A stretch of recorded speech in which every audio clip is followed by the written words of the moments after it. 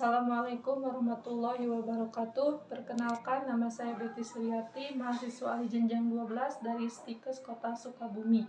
Di sini saya akan mencoba membuat video mengenai praktek airway breathing management. Adapun pengertian dari airway management atau pengelolaan jalan napas adalah tujuannya untuk membebaskan jalan napas untuk menjamin pertukaran gas secara normal. Adapun diagnosa yang dilakukan, cara melakukan diagnosa terhadap gangguan jalan napas yaitu look, listen, and feel. Look, lihat, listen, dengar, dan feel, rasakan. Kita merasakan adanya gerakan nafas, mendengar aliran udara, dan merasakan adanya aliran udara. Kemudian airway, di sini ada airway obstructed berat atau total dan ringan atau sebagian. Kemudian breathing yaitu gangguan seperti frekuensi pernapasan, gangguan oksigenasi. Di sini jika ada kasus untuk contoh, di sini ada kasus seorang perempuan 20 tahun dibawa ke UGD dengan cedera kepala.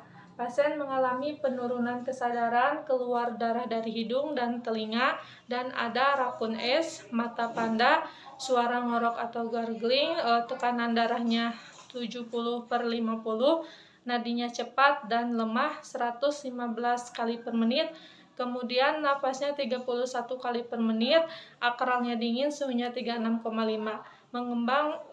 mengembang nampak jejas, terdapat suara shocking chest wound, kemudian napas cuping hidung, terlihat teriakan dinding dada.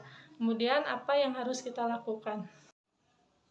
Airway management ada dua tindakan, di sini dua prosedur, ada yang manual tanpa alat dan ada juga yang menggunakan alat.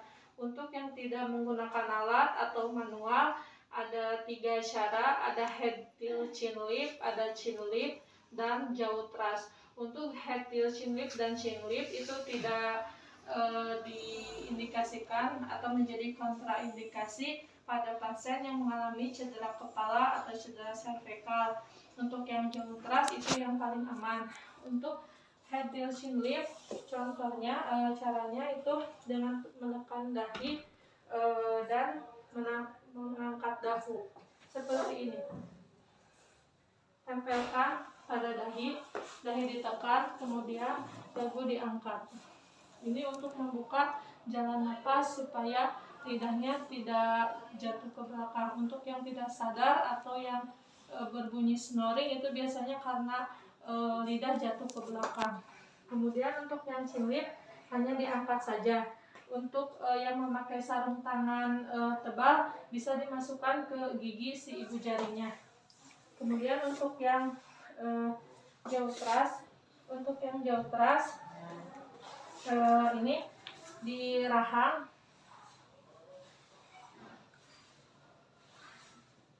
Ini tanpa manipulasi pada leher sehingga bisa dilakukan pada pasien yang mengalami cedera kepala.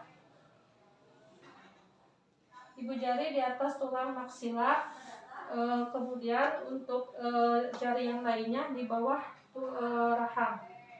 Ini bisa diangkat untuk membuka jalan napasnya. Setelah itu jaw thrust juga tidak bisa dilakukan secara lama karena nanti akan kelelahan. Kemudian untuk yang dicurigai cedera kepala sebaiknya dipasang neck collar. Jika ada kasus yang mengalami cedera kepala, dipasang neck collar. Sebelum dipasang terlebih dahulu harus diukur dan cara pengukurannya dengan tidak menggerakkan kepala. Untuk pengukurannya nanti diukur dari tulang leher sampai dengan rahang bawah dan harus diberikan jarak dan pada saat pemasangan neck collar tidak boleh menggerakkan kepala. Untuk pemasangannya itu sendiri di sini dimasukkan melalui rongga atau sela-sela yang masih terlihat terbuka.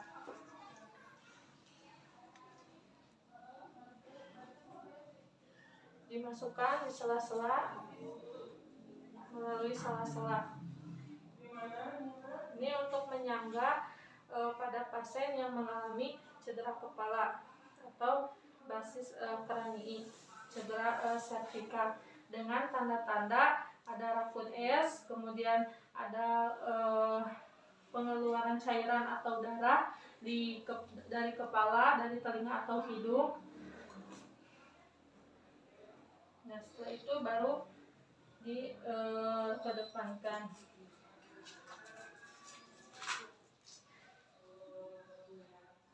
Tanpa menggerakkan. Nah, untuk pemasangan ini harus sejajar dengan tulang dahi. Pada pemeriksaan ini tidak lupa juga untuk memeriksa pasien dengan 3L, look, listen, and feel. Dilihat pergerakan dinding dada, kemudian dirasakan dan didengarkan bagaimana nafasnya. Itu jika airway-nya sudah clear. Jika airway sudah clear, maka boleh diberikan oksigenasi jika pasien memang berada di UGD. Oksigenasi untuk nasal kanul, ada rebreathing juga, non rebreathing. Untuk nasal kanul itu 1-6 liter. Untuk masker biasanya 6-10 liter. Ini dipasangkan kepada pasiennya.